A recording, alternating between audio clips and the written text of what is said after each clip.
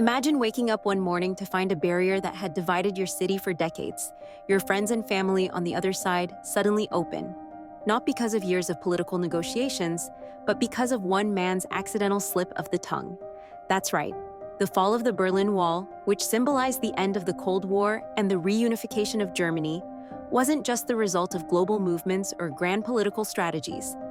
A simple miscommunication during a press conference sped up the process by years. How did one mistake lead to the collapse of one of the most infamous walls in history? Let's dive into this incredible story. The Berlin Wall, erected in 1961, was a physical and ideological division between East and West Berlin.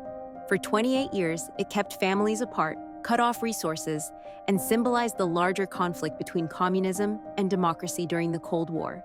But in November of 1989, the world was stunned when the gates to the wall were thrown open, so suddenly that no one, not even the border guards, saw it coming.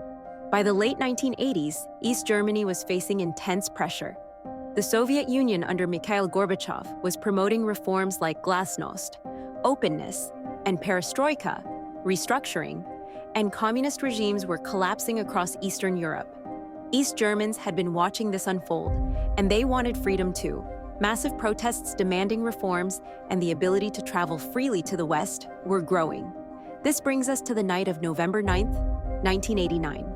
Günter Schabowski, a senior official in East Germany, was holding a routine press conference. Earlier that day, the East German government had agreed to a new travel policy that would allow people to cross the border more freely, but the change was meant to happen gradually, with certain restrictions in place. Schabowski, however, hadn't been properly briefed on these details. A reporter asked him when the new travel regulations would take effect. And here's where the twist happens. Schabowski, fumbling through his notes, answered, "As far as I know, effective immediately, without delay." In reality, the policy was supposed to be more controlled and planned out. But that single statement, effective immediately, was enough to set off a chain reaction. News outlets around the world broadcast Schabowski's words, and East Berliners, eager for freedom, flooded the checkpoints along the Berlin Wall that very night. The border guards were confused, unprepared, and overwhelmed. They hadn't received any instructions, but faced with thousands of people demanding to cross, they had no choice but to open the gates. What most people don't realize is that without this press conference mistake, the wall might have stood for much longer. The East German government was working on a gradual plan, but Schabowski's miscommunication acted like a match to dry tinder, igniting the situation and speeding up the inevitable. One thing most people don't know is that the East German government was in such disarray that the left hand didn't know what the right hand was doing.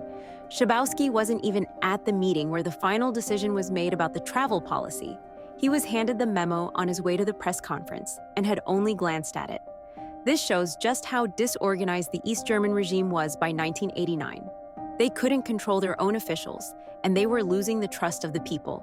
The fall of the Berlin Wall wasn't just about the grand geopolitical forces, it was a symptom of a government crumbling under its own weight. In the hours that followed Schabowski's blunder, the wall was opened, and East and West Berliners celebrated in the streets. Families reunited, champagne was popped, and people began tearing down the wall with their bare hands. It was a moment of spontaneous joy and disbelief.